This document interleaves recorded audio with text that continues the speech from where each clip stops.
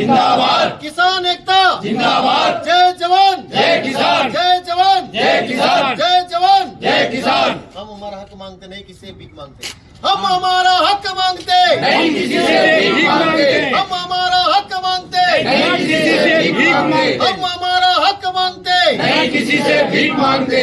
सरकार को समय पर अफीम नीति घोषित कर देनी चाहिए। हर वर्ष 5 अक्टूबर से पहले सरकार अफीम नीति घोषित कर देती है, लेकिन इस वर्ष 25 अक्टूबर हो चुका है, लेकिन अभी तक सरकार की कानों में जूं नहीं रेंगी है। सबसे बड़ी बात यह है कि हर वर्ष किसान 5 अक्टूबर के बाद में अफीम की बुआई करना शुरू कर देता है, लेकिन अभी 25 अक्टूबर होने के बाद भी रघुकुल रीत सदा चली आई, न जाए पर वचन नहीं जाई। हमारे वीर पुरुष बैठे हुए हैं और जनहित में होना चाहिए, चाहे कुछ भी हो। किसी को भी टाइम पर जैसे भोजन देना है तो टाइम पर भोजन देना, और बुलाना है सम्मान करना, सबको एक साथ करना। किसान बिना अनुज्ञा पत्र से बोए तो उसको कानून की व्यवस्था के लिए वो नहीं कर सकता, इसलिए फिर उसका पट्टा कट जाएगा तो कोई उसका मालिक नहीं है। इसलिए हम ये कहते हैं अति शीघ्र 24 घंटे में पॉलिसी जारी करें ताकि ये अंधापन खत्म हो जाए। इसी आशा के साथ मैं सबको राम राम कहता हूँ। अभी तक कोई अफीम नीति जारी नहीं की गई है। अफीम नीति जारी नहीं होने से किसान आज असमंजस में है, क्योंकि सरकार की दोहरी नीति रही है, कुछ पट्टे सीपीएस में देना, कुछ पट्टे लुईडी चीनी यानी गम में देना। लेकिन इस बार अफीम नीति जारी नहीं होने से किसान इस विचार में है कि क्या पता सरकार हमें गम में पट्टे देगी या क्या पता सीपीएस में पट्टे देगी। सीपीएस पद्धति किसानों के लिए घातक है, लेकिन सरकार उसको बढ़ावा दे रही है। मैं यहाँ सीपीएस पद्धति का भी विरोध करता हूँ, तथा मार्फिम नीति जिससे सरकार किसानों का दमन कर रही है। मार्फिम जो न सरकार के हाथों में होती है, न किसानों के हाथों में होती है, न वैज्ञानिक के हाथों में होती है, लेकिन ऐसी पद्धति लागू करके सरकार ने किसानों को गुमराह कर रखा है और उससे भ्रष्टाचार भी बढ़ रहा है। मैं निवेदन करना चाहूंगा सरकार से कि वो तत्काल प्रभाव से अफीम नीति जारी करे, ताकि किसान 31 अक्टूबर तक अफीम की बुआई करना श्रेष्ठ रहता है। उसके बाद में बुआई करने पर सरकार जो औसत मांगती है, जो माफी मांगती है, उसकी पूर्ति करना किसान द्वारा संभव नहीं होता है, क्योंकि अफीम की पैदावार उतनी नहीं हो सकती है, न उस क्वालिटी की हो सकती है। जितना अफीम की लेट बुआई होती है, अफीम की पूर्ति करना संभव नहीं होता है।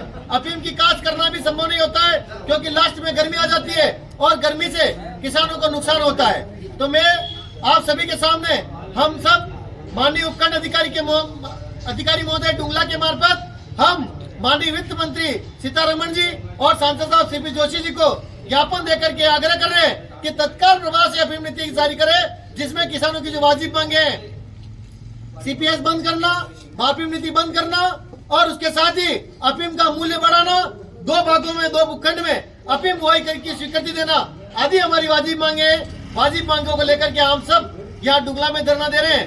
अगर समय पे अफीम नीति जारी नहीं होती है तो मजबूरन हमें चित्तौड़गढ़ में हमें धरना प्रदर्शन करना होगा।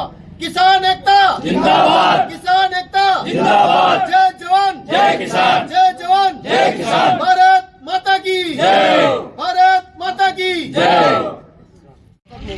इनसे जानना चाहेंगे कि किस प्रकार की मांगे और क्या कहना चाहेंगे इसको लेकर। सर, पूरी तरह से एक तरह से आपको ज्ञापन अभी भी दिया है, किस तरह का ज्ञापन क्या है?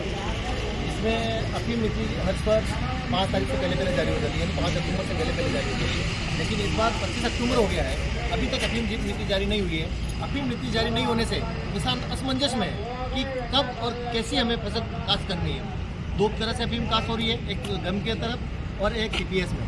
तो पहले अफीम नीति जो जारी होती है उसमें 3.5 तक जिनकी मार्फिम आई है उनको सीपीएस में दे रहे थे। तो अभी किसान असमंजस में है और वो बुआई नहीं कर पा रहे। दूसरा रकबा, कितने रकबे में किसान को बुआई करनी है। कभी कभी खबरें निकल के आ रही कि किसानों का रकबा बढ़ाया जा सकता है, कभी खबरें निकल के आ रही कि रकबा घटाया जा सकता है। तो किसान कैसे काश्त करे अफीम, और जब तक लाइसेंस प्राप्त नहीं होता है तब तक अफीम काश्त किया जाना संभव नहीं है।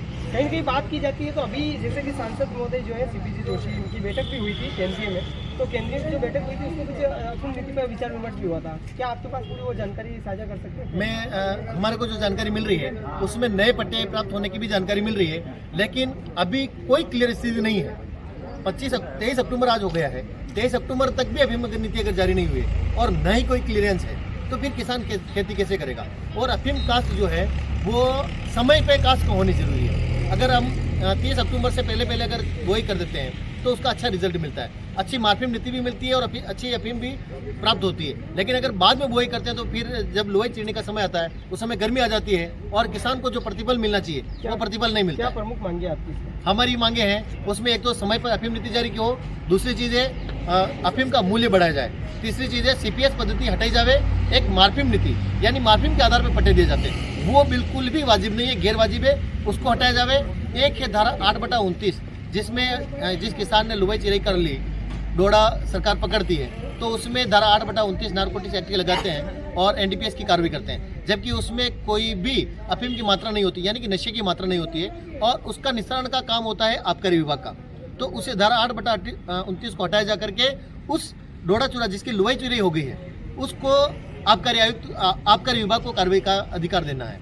एक मांग हमारी है कि जो बुआई करवा रहे हैं हम वो 2 भूखंड में कम से कम होने चाहिए ताकि आपस में भाई लड़े नहीं और आराम से काश्त की जा सके। आपने जो मांगे रखी है यानी कि सरकार से, ये अगर मांगे नहीं होती है तो क्या किया जाएगा, आगे की क्या रणनीति है? हमारी बहुत जल्द अगर हमारा यह है 25 से 30 के बीच में अगर अफीम नीति नहीं आती है तो फिर हम बड़े स्तर पर चित्तौड़ में महापड़ाव डालने की करेंगे।